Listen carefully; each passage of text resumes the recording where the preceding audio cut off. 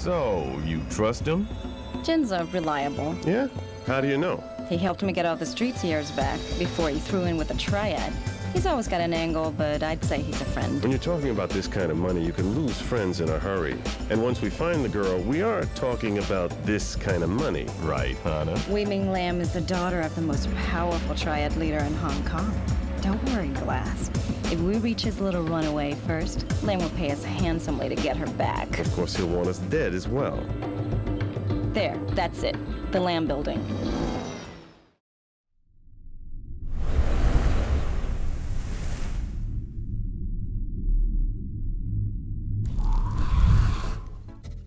Every year I seem to go through various cycles, such as playing through all the Metal Gear Solid games, again, a bunch of survival horror games, most notably Resident Evil or Silent Hill, and then there's times where I find myself looking at other titles that were released around the same time as these classic games. And last year, this saw me replaying Fear Effect for the first time in, well, a very long time. It's not really a survival horror per se, but it definitely owes a fair amount to that genre. Oddly enough, just after I started replaying it again, I discovered that a remake of sorts is in the work, and it looks fucking horrible. And then to add to my surprise, I also discovered that a third game in the series was released, and it too looks fucking horrible. The third game, subtitled Sedna, came out as recent as 2018, but it looks like some bizarre action RPG. It scored horribly too, which might explain why I never heard about it. Having played the original though, I was overcome with an urge to make a video about a game that I've always been fond of, but people either don't talk about it anymore or have just forgotten that it existed.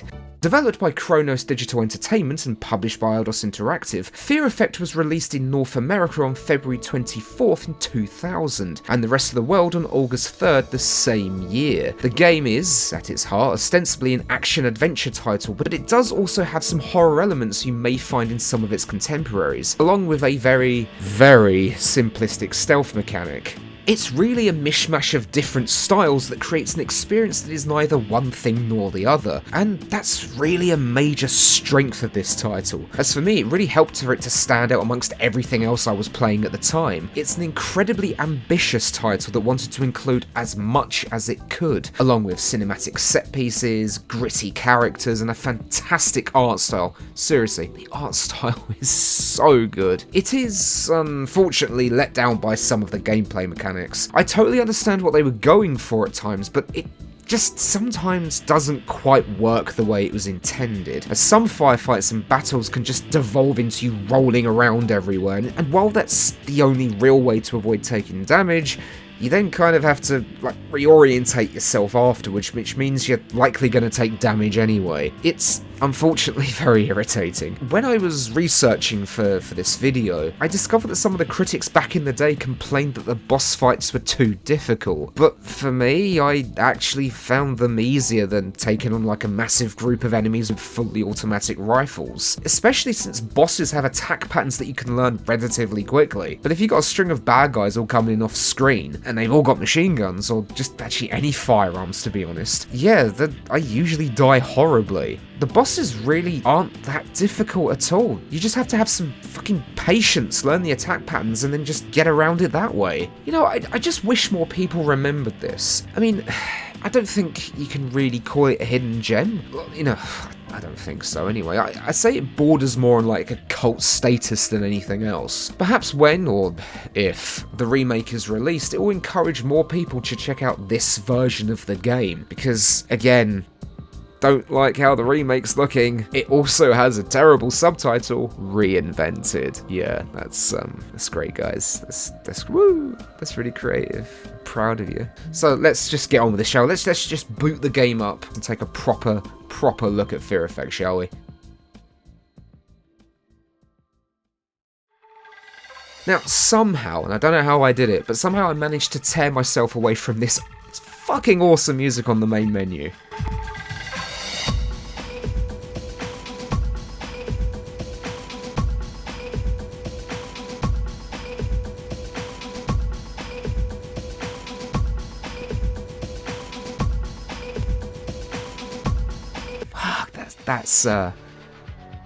Man, I could just listen to that for fucking hours. The game opens with two of our three main characters, Hana and Glass, we'll get to the third one later, en route to meet with the former's informant, Jin, who has information regarding the missing Wei Ming, daughter to the most powerful triad leader in Hong Kong, Mr. Lam. Their plan is to locate her before Lam and, well, basically hope that he gives them a, let's say a finder's fee. They are professionals, however, and they do know what they're doing, but this does feel like a terrible idea, right? And yes, as expected, I thought these characters were really cool when I was a kid, in particular Glass. Even though due to the graphical limitations of the time, it wasn't like he was wearing a green sweater vest as opposed to like tactical gear. Right off the bat, it's obvious that something isn't quite right though, as Jin is nowhere to be seen.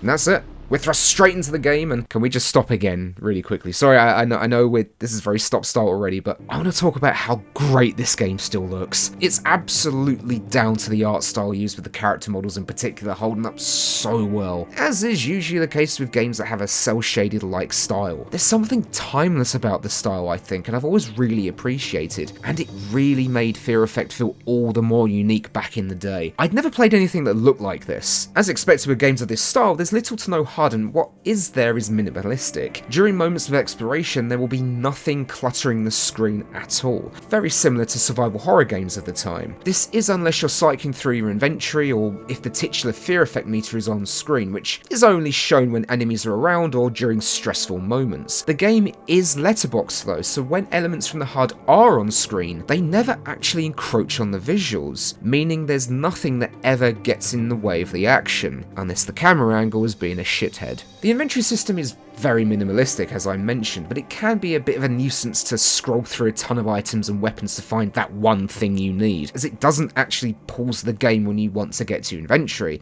You have to do it in real time, I'm afraid. It's even worse when you're under attack. It is always nice, though, to have little to no clutter on screen for what is essentially an action title.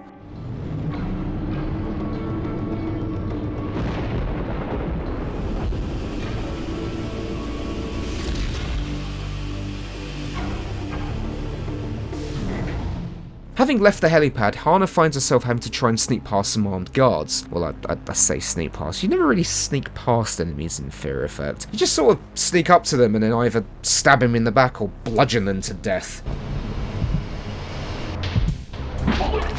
This is the limited stealth mechanic that I mentioned earlier. In some locations in the game, it is ill-advised that you go in all guns blazing. Otherwise, you'll either get gunned down in seconds or use far too much ammunition that you'll most certainly need later. Unfortunately, if you are spotted, then, well, the guns do have to come out, I'm afraid. There's only one section in the game where you can outright avoid killing most enemies, and that's when you disguise as a... No, let's not spoil that. Oh, I do hope, though, that you've checked the controls in the instructions manual or looked them up online. Otherwise, for the first 2 minutes, you'll be stumbling through how to equip weapons, reload weapons, and using items, just like I did. I suppose I'm just used to modern games having tutorials at the start of a new campaign. We're rather spoilt in that aspect, quite frankly. Not that it's a bad thing. It's quite simple though. To scroll through your inventory, you need to either hit the square or circle button. In a nice touch, the former will start with you scrolling at the first weapon, and the latter will have you starting at your items. It's a minor thing, but it's appreciated. To equip a weapon or use an item, you just hit the triangle button when it's shown, which is also used for reloading as well. It took me a while to remember this, but you hit square so that your equipped weapon is showing, and then you hit the triangle button to replenish the clip or magazine. It can feel a bit finicky initially, but honestly I got used to it relatively quickly. Now, there is technically an automatic reload function. That's when you completely burn through a clip or magazine, but sometimes relying on that can land you in a tight spot and you'll get turned into Swiss cheese in no time. So honestly, I just found myself reloading after every firefight. In terms of movement, it plays precisely how you'd expect it to if you're familiar with tank controls.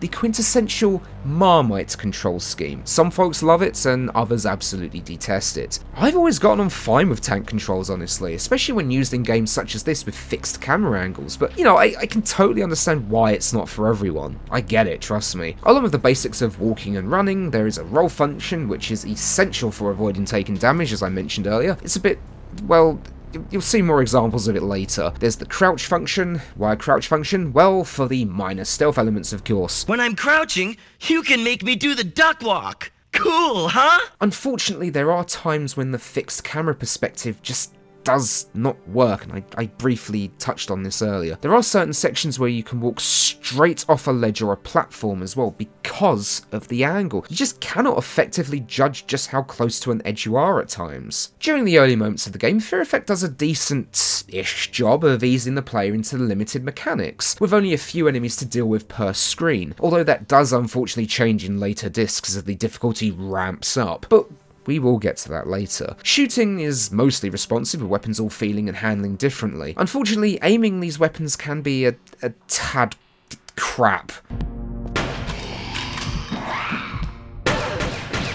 There's a modicum of aim assist here, but you will need to orientate your character until they sort of snap into locking onto an enemy. Thankfully, we get a little reticule at the top of the screen next to the Fear Effect meter that tells you when you are actually locked onto somebody. I just don't know why there isn't an out-and-out lock-on feature though. In terms of games with fixed camera angles, most of them had an auto-aim feature. Thankfully, Fear Effect is pretty fair in terms of enemies on screen though, so since so many of them be carrying firearms, if they're off-screen, they won't be able to shoot you. This doesn't mean they won't run onto the screen to get to you though, but this is a two-way street, and you can't attack them either. That's pretty fair, I suppose. Since the game is more action-adventure than survival horror though, you'll be finding and using ammunition far more than some of the game's contemporaries, trust me. Additionally, the poor suckers you'll be gunning down more often than not leave ammo for you when killed. It's very nice of them, I think. But don't get too carried away, or you'll find yourself left with only a melee attack in no time at all, and that's not a fun time. Honestly, combat in general it's okay, but it is certainly hindered by the fixed camera angles and control schemes, as I've mentioned. And with some of the faster moving enemies, it can become particularly irritating. And because of those aiming issues, I often found myself trying to jitter around until the icon appears, and even then there are times when I am certain I should be locked on and hitting an enemy, and I just don't. But I digress. So, after gunning down, or stabbing, some armed guards, Hana finally meets up with Jin, and, well, he's had better days. This was supposed to be a standard grab and hold, Jin. What the hell happened? Yeah, Lamb must have had me watched. He knows I'm tight for credit. You can turn this off, huh? The C4 is hardwired. I pull the blasting caps, you and I are misting the walls. And the poor bastard has had a bomb vest strapped to him, and some chuckling prick has run off with the data disk we were going to pick up. And this brings us to the first real puzzle of the game. Hana needs to disarm this bomb vest strapped to Jin, otherwise both of them will be turned into human flavoured pate, although the death animation is quite amusing.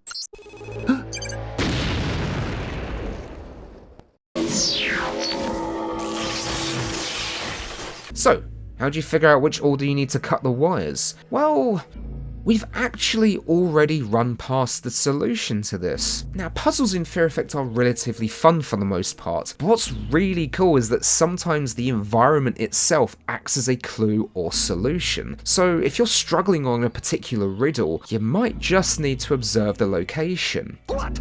What is it? Anyway, getting back to Jin's little problem, there's a light board by the hallway that leads to this room. By paying careful attention to it, we can determine which order the wires need to be cut in. Unfortunately, not all puzzles use the environment in creative ways. For example, possibly my least favourite puzzle. As Hana, you need to turn on the engine for this train later in the game, and there's a panel with 3 rows and slots for any combination of numbers or letters, and the solution to this is actually on the note by the panel. There's a code at the top right that this is the solution, I think, but for some reason I always struggle to figure this one out. And this is the one out of every puzzle in the game I always need to look up. I don't know why, like, my brain just cannot process it. I didn't have fun solving it, let me put it that way. But all of the other puzzles in the game are genuinely great fun. I love this stuff. Hana saves Jin, but not before that same chuckling prick returns and guns the poor bastard down, sending him careening out of a nearby window and spraying Hana with his blood. What an asshole. Which means it's time to chase this git down, which we do in a very short time actually. And this is the first proper boss fight of the game, and it's alright, it's okay I suppose. This is where the dodge mechanic comes in pretty imperative, honestly, and he goes down relatively easy. Hana retrieves the data disk after we solve another fun puzzle that also uses the background. Why he put it in there, though, I don't actually, I have no idea. Unfortunately, just as things start to look up, Hana turns around to find a rifle in her face. She takes this well. Thankfully, or rather luckily, Glass begins to get itchy feet, wondering what's taking Hana so long, and he hasn't heard from her in fucking ages either. Just as he's about to go on his merry way, a gunship appears, with Glass having, I think, the most reasonable response to the situation. Oh, shit.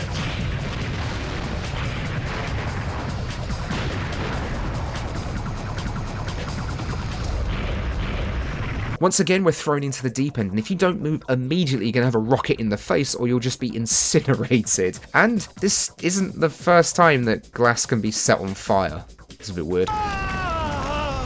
Anyway, he manages to escape the gunship, for now, before we have to take down some more armed guards and evade that bothersome fly.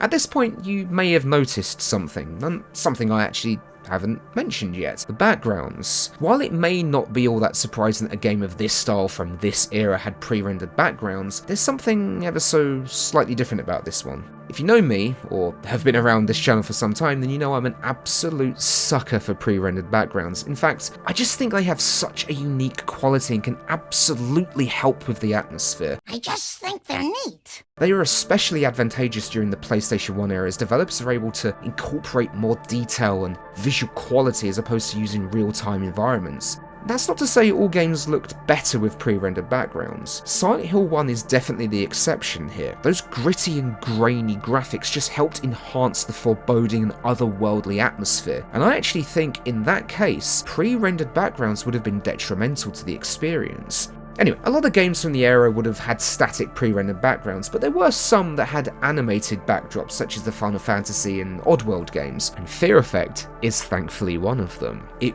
really adds to the atmosphere in a positive way, and that means that every single background in Fear Effect is full of life. Unfortunately, due to the limitations in terms of disk space and resolution, some of these backgrounds can look particularly pixelated, especially when blown up on modern screens. This also might explain why the game comes on 4 discs. Despite the low visual quality, I still think they look all kinds of charming, and if anything, they remind me of the Blade Runner point-and-click adventure game. Man, I should really play that again. Maybe that'd make for a good video at some point.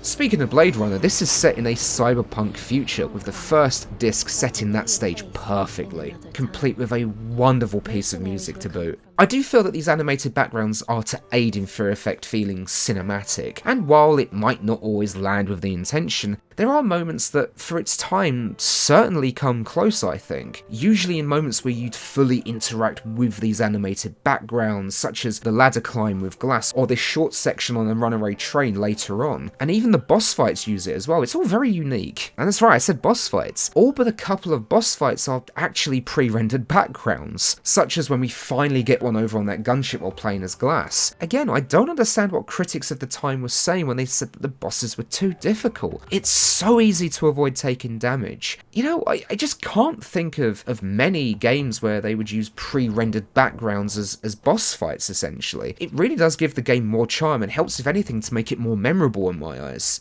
Now, the backgrounds aren't just there to look pretty. Sometimes they have animated hazards such as moving flames or gunfire from enemies, and they'll also contain those essential clues for puzzles as well. So it's important to be very mindful of your surroundings. Soak in the game world. It might just save your life.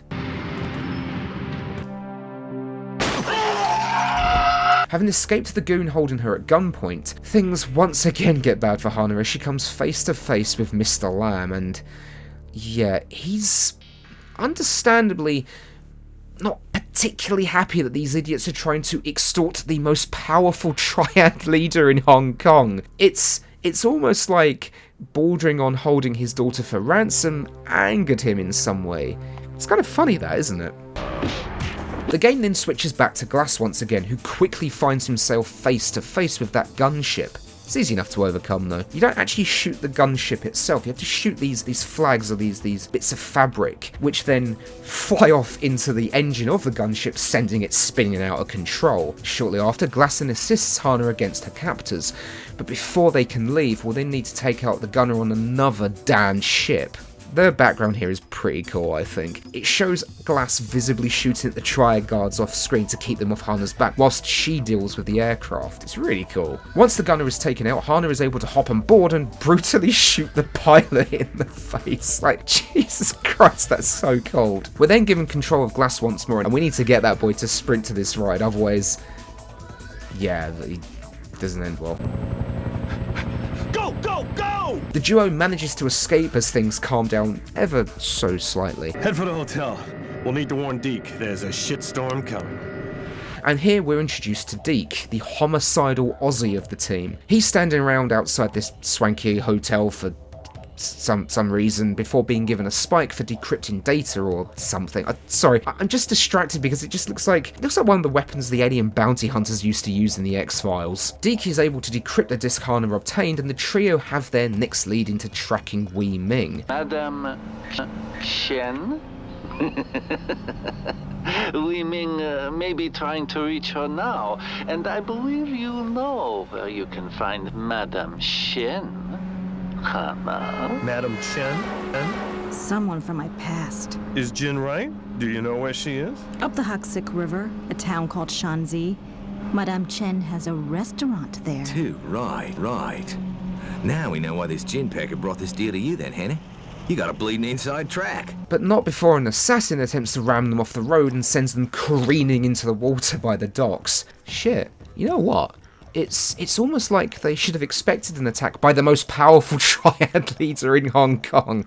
Well, they come out of this unscathed, somehow, and hop aboard an old rickety boat. Okay, old might be an understatement actually. And that is the end of Disc 1. Disc 1, I think, really is a perfect introduction to the game. Its mechanics and the overall tone of the experience, sort of. It's visually great as well, which is something I don't feel so strongly about on Disc 2. If I can just pause this very quickly again. I might be in the minority, but I really miss multiple discs. I always found the event of changing to a new disc exciting back in the day. It was like a reminder that you've met a major milestone in the game, even if it was just due to limitations. Anyway, that's enough waffling. We've got a lot to get through.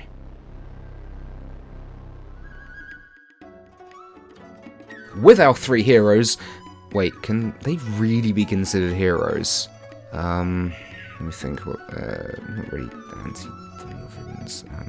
I've got it. Protagonists. With our protagonists escaping the assassination attempt, they find themselves in a small fishing village that has certainly seen better days. Spotting Wei Ming, Deke and Glass give chase while Hana is besieged by zombies before she can get dressed. Wait, what? The game has just gone for a complete tonal shift. We're no longer in the dark, murky cyberpunk city. We're now in a fishing village overrun with zombies. But are they really zombies? Well, yes. And no, but it'll be explained later, don't worry. The game takes on a more survival horror feel for the first half of this disc, as these enemies can be particularly spongy and they don't all drop ammo that often either. And while the dodge roll works most of the time, there can also be instances where you can get cornered and cannot get out. These things can and will surround you if you're not careful.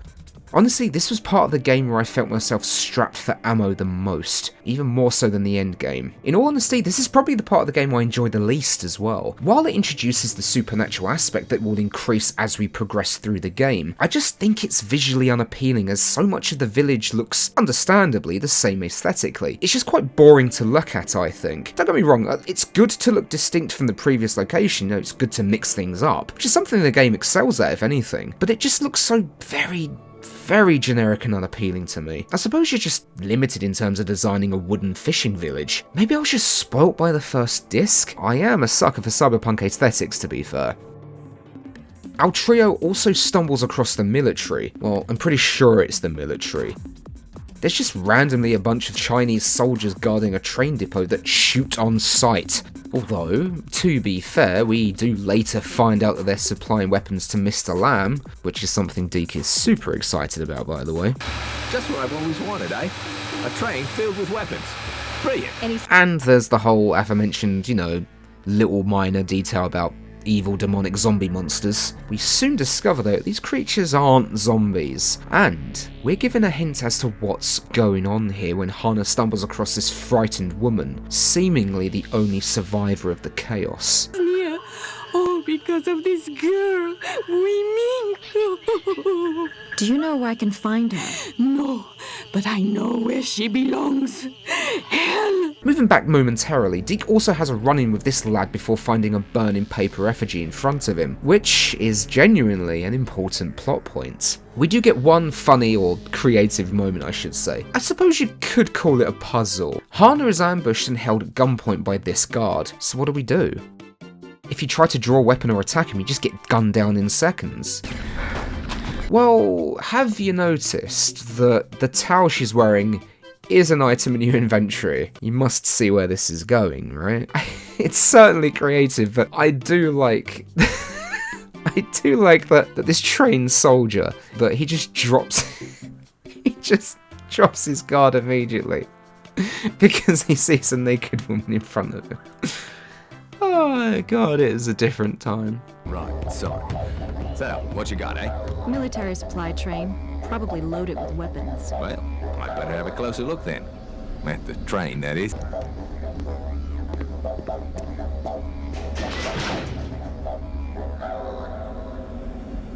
What follows is a section that showcases an issue with fixed cameras. As I mentioned earlier, there were moments where you can't really judge your distance between life and death, and it rears its head here and a little later in the game as well. It's not a massive issue, but it does show the limitations of the style. Thankfully though, it doesn't crop up too often.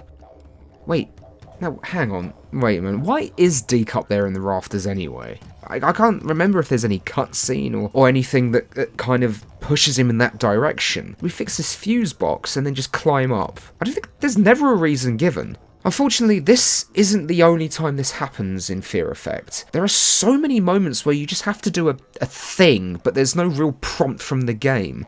It's as though the developers just assume the players know exactly what's going on and what's needed at all times. It's genuinely quite frustrating, and I remember having to use a walkthrough back in the day just to figure some of this stuff out, and I had to do it again for this video as well. Unfortunately for poor old Deke, the train full of weapons doesn't really work out the way you'd hope. Oh, shit.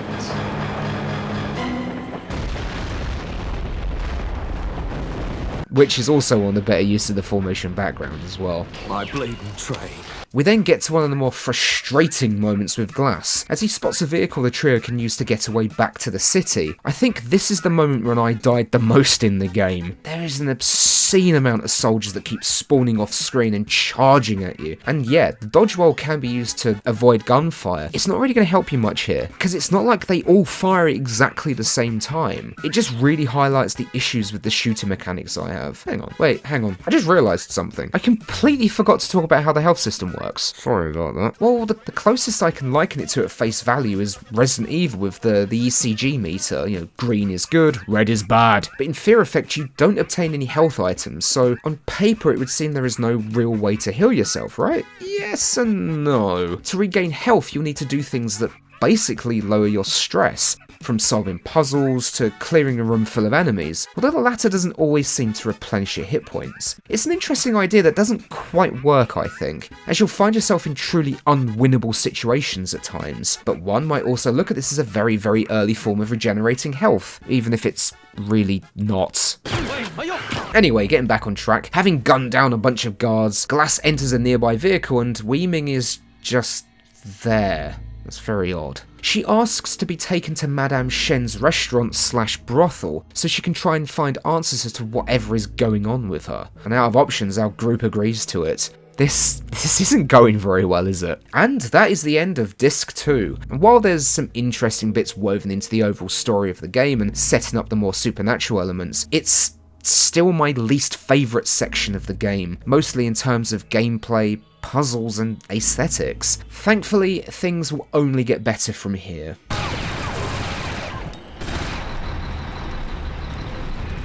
this is it?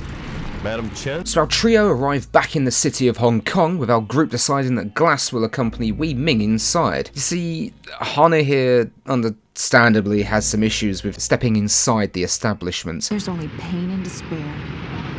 But wouldn't you know, there's good old Mr. Bloody Lamb. Why anyone is surprised by this is honestly beyond me. Once again, this man is the most powerful triad leader in Hong Kong, and they are currently in Hong Kong! Am I the only one not surprised by this? Like, seriously, am I the only one not surprised? Thankfully, the areas are a bit more interesting and colourful in Disc 3. Since we're in a restaurant/brothel, even if places look a bit dingy, they've got more personality than that bloody fishing village. Taking control of Glass, we're immediately faced with a puzzle. We need to escape and obtain a weapon. So to do this, we first pick up some cooking oil, pour it on the floor, and then smash this vase, which alerts the goon standing guard outside. This absolute dork walks in, runs towards you, slips on the oil and smashes the ever-loving Christ out of his skull. At this point, Deke and Hana get a little sick of waiting and, rightly so, think that something's a little off. They decide to split up when they enter the building. Hana tries to enter through the front door, while Deke snoops around on the roof looking for a way in. Honestly, the game just absolutely picks up again here. There's better combat, there's more exploration, and there's the odd fun puzzle or two, such as this weird puppet show you need to solve as Deke later. The solution to this is on a TV in a nearby room, and then you have to basically copy the dance routine on the TV and program it into the puppet. It's really, really fun. He also has this floor hazard that he needs to bypass. Now, to do so, you have to watch these searchlights pan over 3 times, and they show different panes of glass cracked. If you step on one of them, our murderous Aussie will fall to his demise. It's good stuff, it's really good fun, I think. We're then immediately thrown into another full motion hazard, as Glass needs to sneak through the kitchen without alerting any of the staff, otherwise. This is another cool little section. You just observe the patterns and move through. It's not really that difficult, but the death animation's quite fun. Speaking of death, I adore all the different death animations in Fear Effect. It makes me think of those old cinematic platformers like Another World, Flashback, Heart of Darkness, and even to a lesser extent, the horribly dated Fade to Black.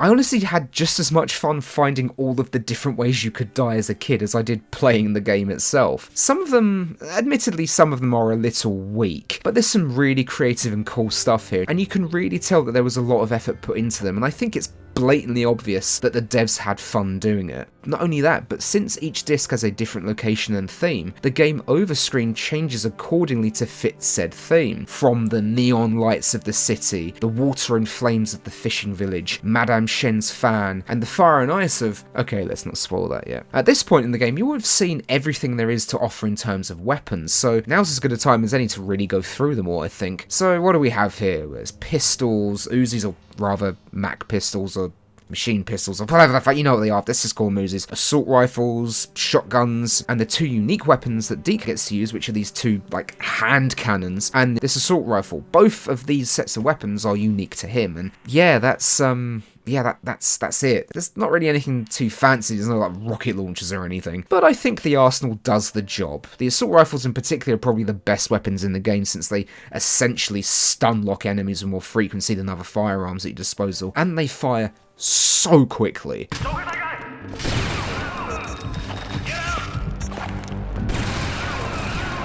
Surprisingly, I found the shotgun itself to be pretty hit and miss, and probably my least favourite weapon in the game. It doesn't seem to have that much stopping power either, which is a problem, since if you don't one-shot a goon, they'll likely get one shot off at least and do some damage. More often than not, it doesn't really have that punch that you'd be hoping for. But all of these weapons sound pretty damn good, adding some real weight and oomph to them, whilst also helping to give them their own personality, if you get what I mean.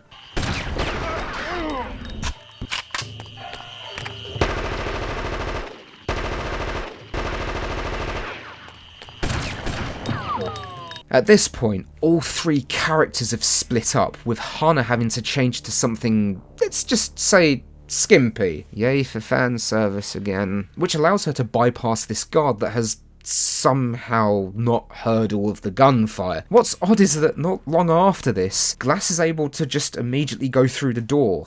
I don't get it. The security here is just bizarre. As Hana here, you're able to actually explore the facility without any guards trying to kill you. It makes for a nice change of pace, I think, and it allows the player some respite before it all inevitably kicks off again. You!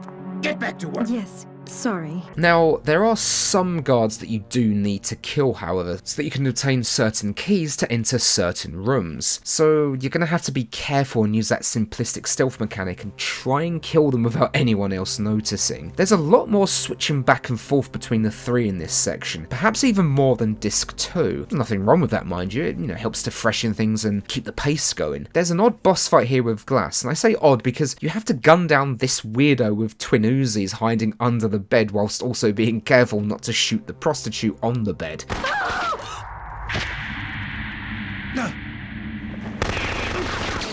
It's simple enough though, and the game kindly warns you where he'll be firing next so you can get out of the way. Again, these bosses, they're not tough at all. Seriously. Everybody gets one chance with me. If I see you again, I'll kill you. There is, however, another example of that issue I mentioned earlier, regarding why, logically, you interact with some of the items and objects that you do. Here you have to collect flowers to solve a puzzle that opens a locked door for you. I'm not sure how it unlocks it, just flow with it. But the things you have to do to go through to obtaining these flowers is just so odd. There's no reason why the character or player even would do the things they need to do to get them. It's weird, like someone put some bizarre adventure game logic into an action game, and I mean point and click adventure. If I wasn't familiar with the game, I would definitely require a walkthrough, otherwise I'd just be truly lost. Tell me, why does Deke turn on the water fountain, which leads to a puzzle vital petal emerging? He doesn't even pick it up. Anyway, I digress. Everything is going too well. Far too well. That is, until Deke is ambushed by Madame Shen, and Glass gets his arm cut off by Mr. Lamb. Me, Mr. Glass?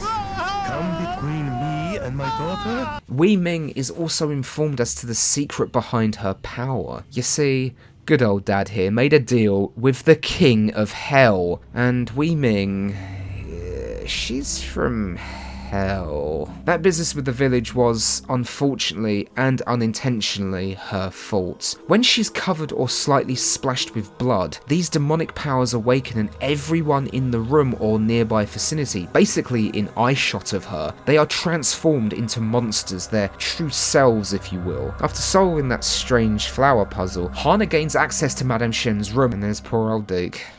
Shen then reveals that she is also from hell, and she's a demon.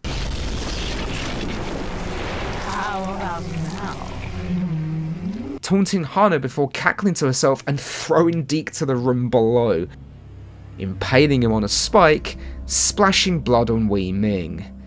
You should see where this is going.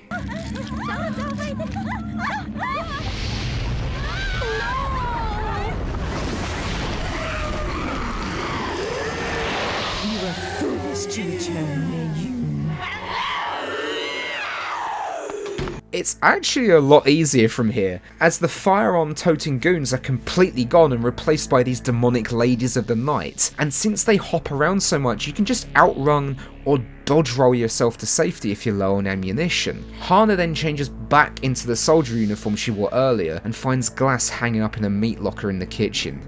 This poor fucker has definitely seen better days. Thankfully, and surprisingly, it looks like we're going to be able to get some payback on Madame Shen sooner than expected. I always thought you were a bitch from hell. Then, as you die, take some small comfort in knowing that you were right.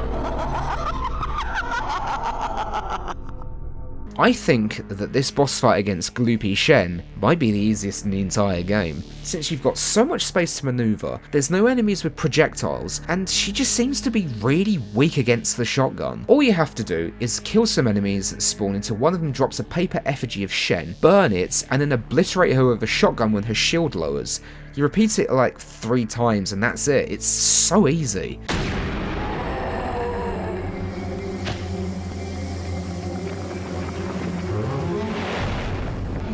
No idea the hell that awaits you. The hell that awaits the world once Wei Ming flowers into full potential.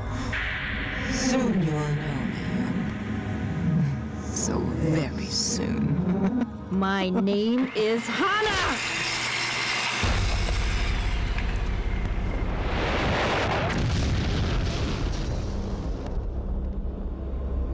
I am a perfect mirror, Hana. When they look at me, they see the true evil within themselves.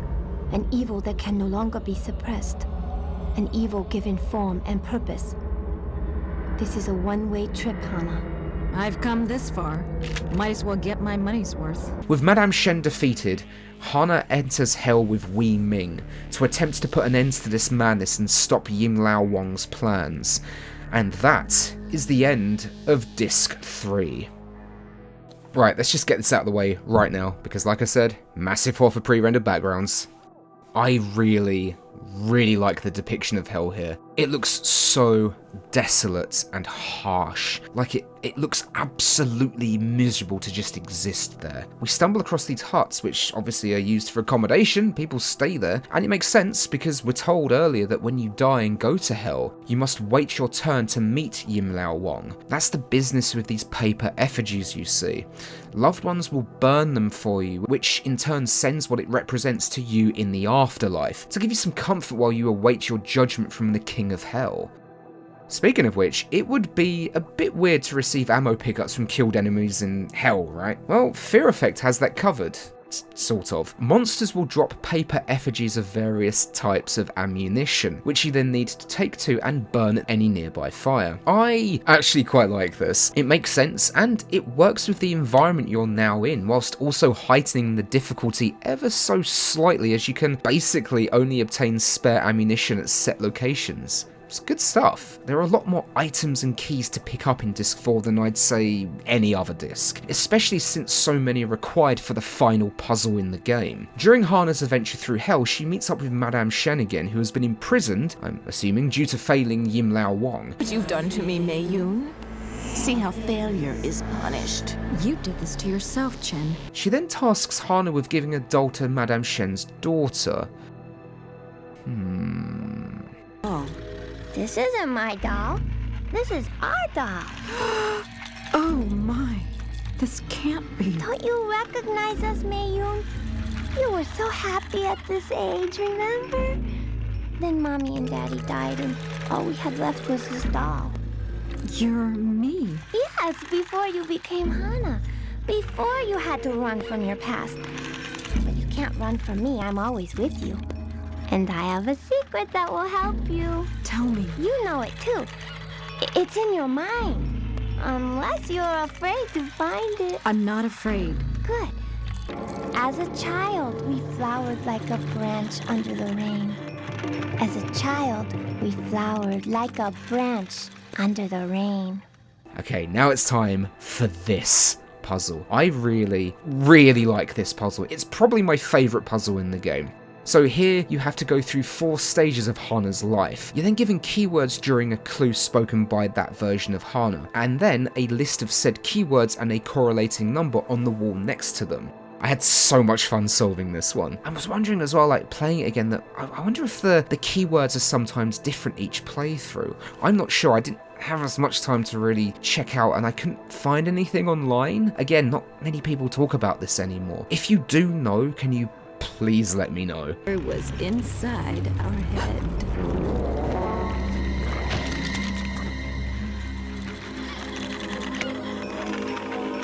Either way, this puzzle is such good fun to solve. It wasn't too cryptic that I needed to look up a guide, but it was just challenging enough that I had to sit back and really process everything and you know, engage my brain. Look, I'm the first person to be honest. I am not a master puzzle solver, okay?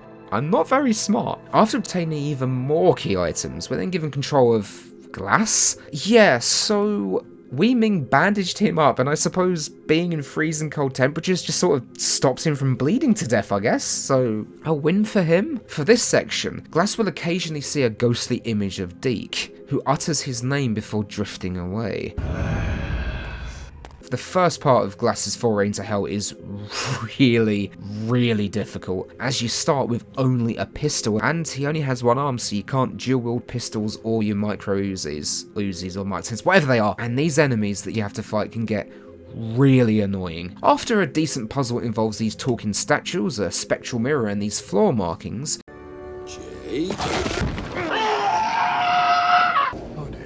Glass will find himself face to face with Deke, who is now his true self. The faces on his gloopy body represent the many, many people he has killed during his life. I mean, it's pretty obvious, right? Do you realise what they do to killers like us here, eh? You're bleeding sorry? You brought this deal to me. I trusted you to cover the angles, yeah? You'll enjoy your last breath, Glass, because your eternity is about to start, and it's gonna be horrifying. This fight isn't too difficult, but it is fun. You just need to keep moving and learn Deke's attack patterns. Even on hard mode, it's not an insta-kill if he successfully drops you into the water. Besides that, it's still a genuinely fun little fight. Upon defeating him, Glass picks up a glass eye, Glass with a glass eye, and swears revenge against the forces of hell, before putting the glass eye into a bucket. Okay, I mean, it's put there so Hana can pull it up from the world topside, but he doesn't know that, does he? Why does he put it up there? It's just another example of characters just doing things. Why does he put the eye in the bucket? Why does Hana know she needs to bring the bucket up to get the glass eye? I have so many questions. The one-armed man climbs out not too long after Hana brings up the glass eye and just doesn't see her, I suppose. It's impressive that he climbed out though. Or was he holding onto the bucket? I don't know anymore. In another really cool moment, Hana interacts with the black and white guards of impermanence, two deities in Chinese religion. I have many brothers. These two are in charge of escorting the spirits to the underworld, so that they can be judged accordingly in hell. They both give Hana various key items needed to progress and seem to be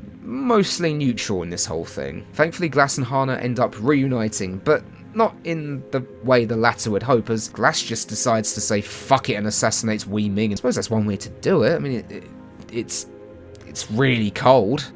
This doesn't work out too well, as Wei Ming cannot seemingly be killed. Not in this way, at least. Fortunately, though, she's hurried away by these hooded creatures who then begin attacking Glass, and yeah, this guy's got no chance.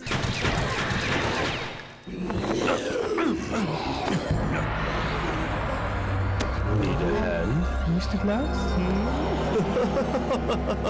Hana slips away somehow.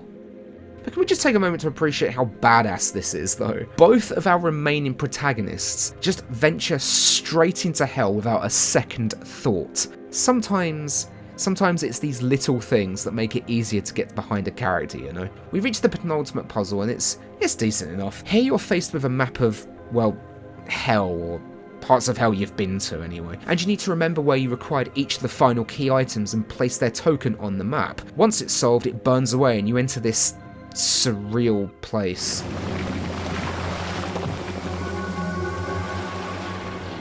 Again, I love how this looks. Most of the game is just full of so much character, and straight into the last puzzle.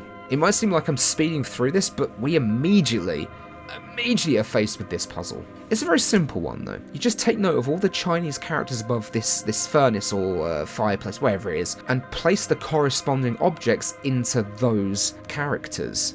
You just look them throughout the area. It's not that difficult, and it's not even anywhere close to being as difficult as I originally expected it to be. It's a nice little simple one, and it won't stall you for too long. Once solved, the world just seems to just move aside, and Hana finds herself seemingly standing within, like, the cosmos or like creation or something. Once again, it looks great. It's almost like being trapped in someone else's dream.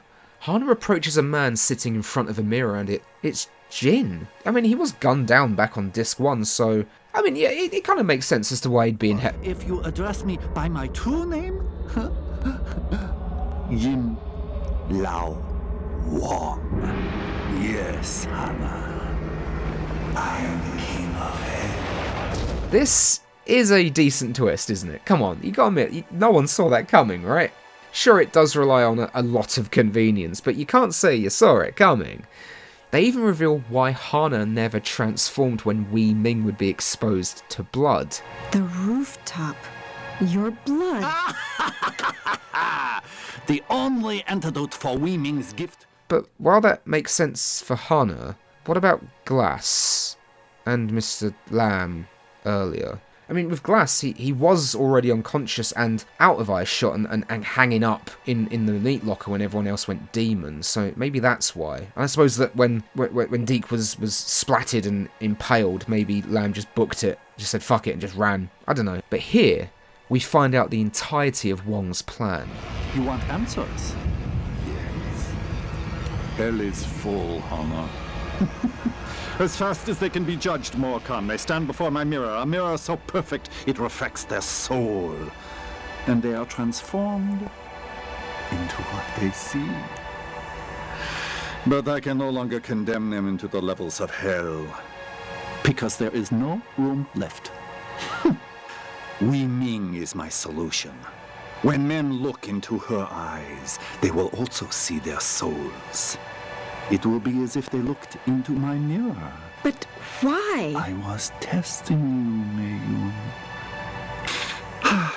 I need someone to look after Wei Ming while she completes her destiny. Someone without mercy. What have you done with her? Where's Wei Ming? Wei Ming is back in hell. You've lost. You think this is hell? Oh, Mei Yun, you cannot begin to imagine. We've come this far. Help me get the rest of the way, Hana. I can stop the prophecy. I can do this. My heart is strong. Oh, Wei Ming, you have no heart? I created you the same way as Lamb's wealth. You began as a burning piece of paper. Right here. Mr. Lamb is here as well, and the King of Hell is not particularly happy with him. He slaps him across the face, scratching his cheek in the process, which sprays Wei Ming with blood and, well...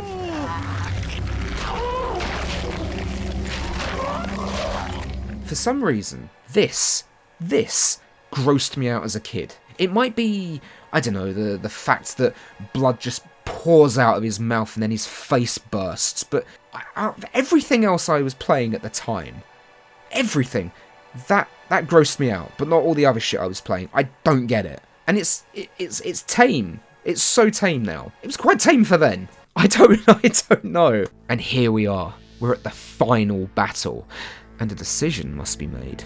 This has multiple endings. Now, nothing you do throughout the game affects this decision and this ending. It's solely up to you now. Do you side with Hana or with Glass? It's a bit of a bummer having to choose, really, isn't it? I mean, I like both of them a lot, and I'd rather not shoot either of them if I'm honest, you know?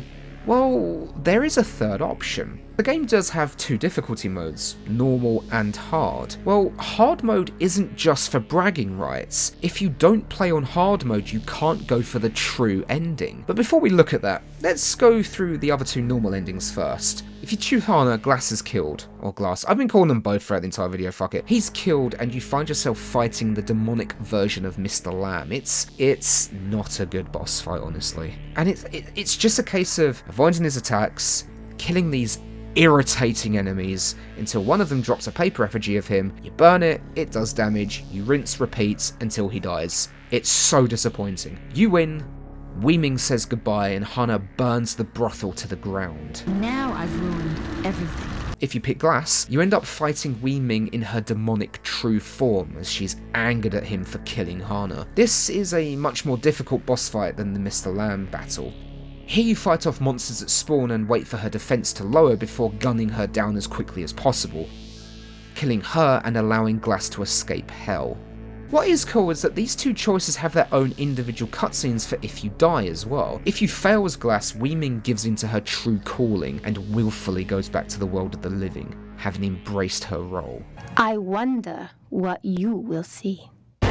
If you fail as Hana, she is then seen later as Yimlao Wang's instrument of death and Wei Ming's bodyguard. These are nice little touches. I wish more games did this. Instead of just a game over screen, show us the outcome of us failing. But what about that third and supposed true ending? This has Hana and Glass working together. I know. Unfortunately, the boss is just Mr. Lamb again. I suppose you can't really fight Yimlao Wang. He's the King of Hell.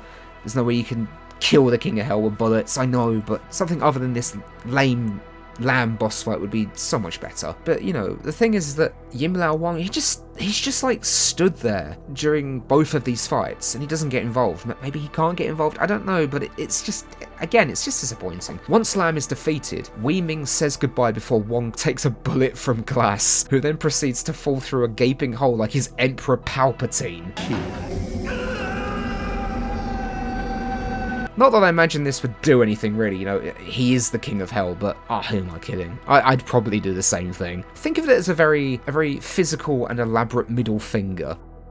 More importantly, when Hana and Glass return to the surface, not only has Glass's arm returned, but Deke is alive. I mean, they didn't get any money, but, you know, beggars can't be choosers, right? Yeah, we did fine. I just hope they've all learnt their lessons and won't try to extort money from the most powerful man in Hong Kong. And that's Fear Effect. Does it still hold up? For the most part, I think it does, with a major caveat. You have to go into it knowing what to expect, I think. If you enjoy these types of games and you don't mind tank controls, then I think you'll find yourself surprised as to how much you enjoy it. But if you don't like that control method or this gameplay style, then this isn't really going to be the game that changes your mind. Besides that, I think the game still looks and sounds wonderful, with some great looking cel-shaded characters both during gameplay and cutscenes. Good ambient music by Matt Furness, very good voice acting for its time that complements these characters well, all along with a plot that I actually found myself caring about, even to this day. It's nothing groundbreaking for sure, but it is a nice change of pace amongst its contemporaries. I can't think of